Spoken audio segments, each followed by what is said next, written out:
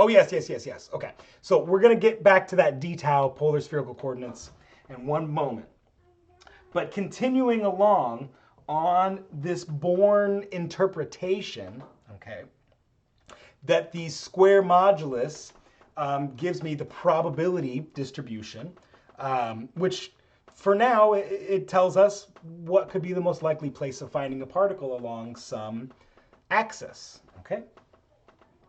So if psi is a solution to the Schrodinger equation, then so is n times psi, all right? And n is a proportionality constant that makes the Born interpretation an equality. So in other words, the Born interpretation just says that the square modulus is proportional to the probability density. We have to normalize the wave function in order to make that a definite equality. And so here's our mathematical operation to carry that out, all right?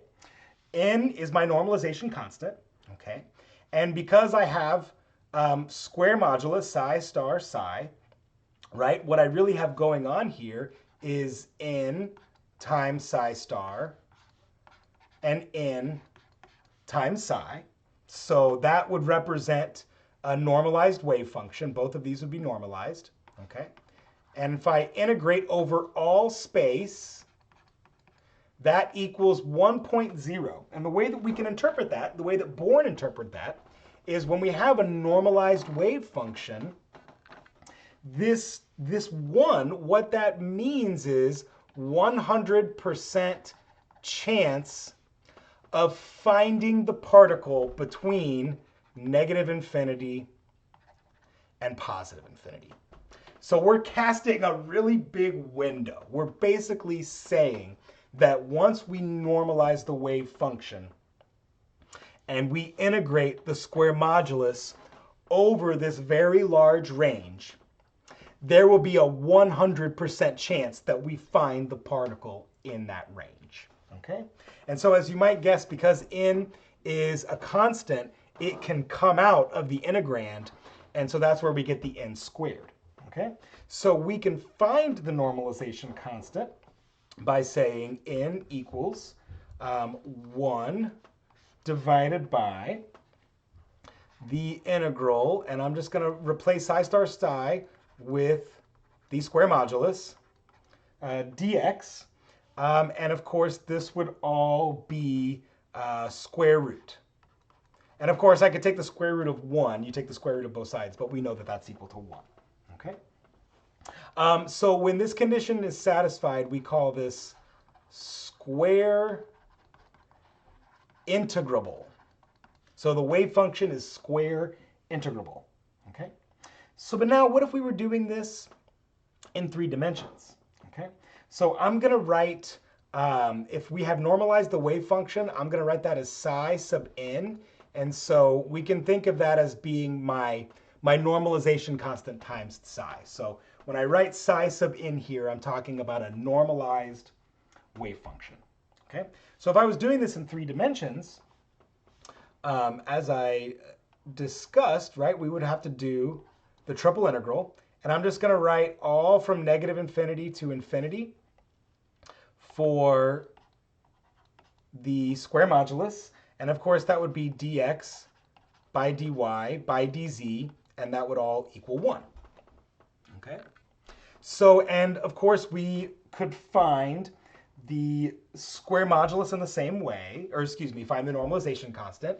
If we had dx, dy, dz, right, it would still be an n squared out in front, okay, and all of that equals 1.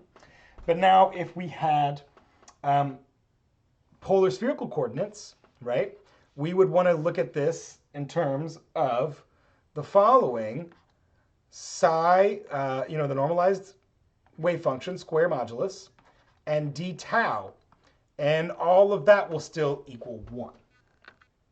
So how do we convert that Cartesian coordinate into a polar spherical coordinate, okay? Well, recall this thing. D tau equals r squared sine theta dr d theta d phi, okay? I'm not going to go through and prove this mathematically, but I am just going to remind you of a couple things. where this d tau comes from. So for one, when we're converting a Cartesian coordinate system to a polar spherical coordinate system, we note that x will equal r sine theta times cosine phi. And here you can see my coordinate, right? X, Y, Z. And phi gives me the equatorial region, and theta gives me from pole to pole. Okay, so in this case, r tends from 0 to infinity. So in the XYZ scheme, that's negative infinity to infinity. But remember, my radius is starting right there at the point of origin, 0 to infinity. Okay. My theta dimension goes from 0 to pi. That's a 0, not another theta. And phi goes from 0 to 2 pi, okay? And so I will just kind of draw a slightly better picture. They're showing you where this r squared sine theta dr d theta d phi comes from. But I like to draw this picture. So if I put my point of origin right here, okay, and I draw out a solid angle, okay, that's what this is. And this will be amazing if I can draw this solid angle with my tablet thingy here. Oh, it's going really well so far, you guys. I'm feeling really good about this. I can't write for a damn with this thing, but apparently I can draw solid angles. Okay, lovely. So this thing, I'm going to shade it, and this is my, so this represents a volume element that I might be interested in, okay? Like what this shows right here. And if this is my radius, right, okay, then remember, theta gives me my equatorial. So this angle represents d theta. Theta gives me my pole to pole. Phi gives me my equatorial. So that means this angle right here gives me my d theta. And the thickness of this slice gives me my dr. And now I'm not going to go through this, but through SOHCAHTOA, we would then come up with that this side right here is r sine theta d phi. The thickness is dr, okay? And then this side is r d theta. And so if I want to know the volume, and really, remember, the volume of this thing represents d tau, okay? So then volume is length times width times height, okay? So that's where I get all of these multiplied to result in r squared sine theta dr d theta d phi. So let's see what's next. So what that means, okay? When we write the following, if I want to normalize my wave function, and I want to normalize it in polar spherical coordinates, which is exactly what we're going to do. You're going to do this in Mathematica, okay? And I also encourage you to be able to attempt to set it up by hand. Of course, solving these integrals, you know, we have Mathematica do that for us. So, but what we would do, we would say the following: n squared, okay? And my first integral goes from 0 to infinity. That's my r. My second integral goes from 0 to pi. That's my theta. And my third integral goes from 0 to 2 pi, which is phi. All right. So then I would have square modulus, which we recognize. Remember, that's psi star psi. Okay. And I also want to point out that not all wave functions will necessarily have imaginary numbers. Okay. Sometimes they will, sometimes they won't. And we'll cross that line when we get there, which I think will be very soon. So now when I write d tau right here, I have to replace it with this whole thing.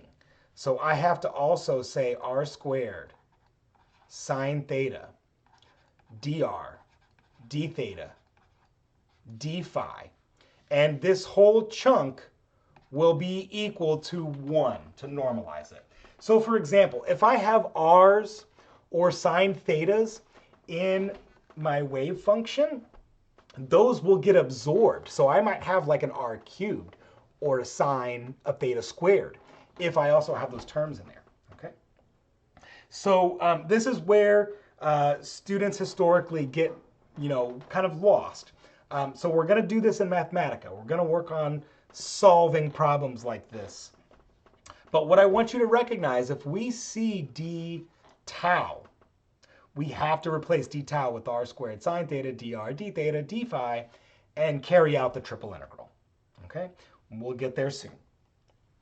So moving along. So now, in continuing with the Born interpretation of a wave function, because the square modulus gives us a probability distribution, we also have to recognize that psi, the wave function, is going to have some constraints.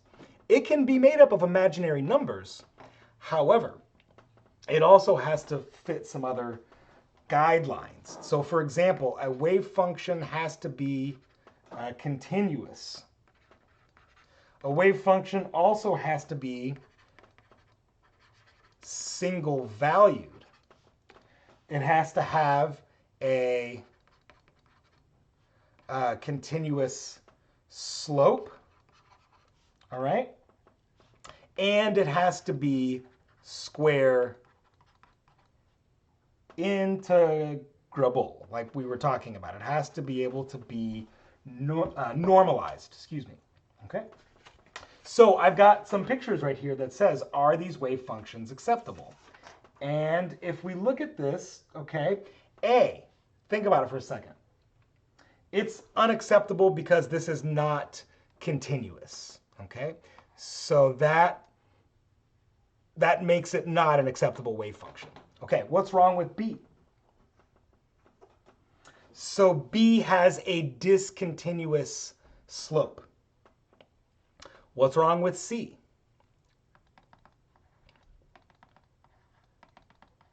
It's not single valued. And what's wrong with D? It is infinite over a finite region. So no, none of these wave functions are acceptable. Okay? So